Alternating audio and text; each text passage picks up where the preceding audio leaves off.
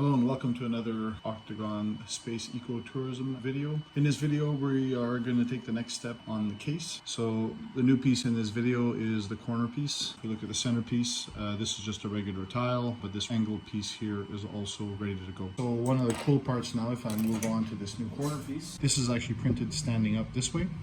Mostly because I have an insert here to fit a leg that's going to come in. And very similarly to the angle piece, I've actually printed this guy 100% infill.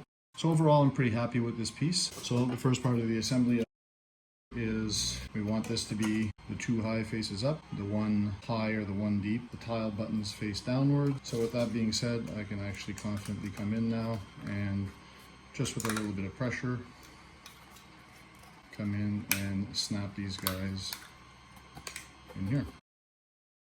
Okay, so now I have a piece that is consistent and ready to go. So what I'm going to do now is come in on this side and put these two pieces together. And for the sake of the camera, it's closer.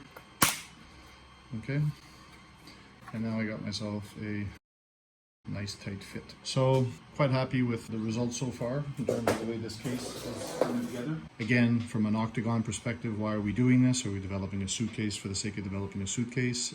No. The idea of developing the tiles is to basically be able to build things that are bigger than the nominally 20 by 20 by 20 high volume of a 3D printer. And we do that with tiles. We want to find out how well the tiles work together so that we can build bigger Habs. So a habitat, once again, is kind of what it sounds like, is to create a living space, an actual room. And the idea is we want to test to see how far we can push these cells. Thank you very much for your attention, and we'll catch you next time.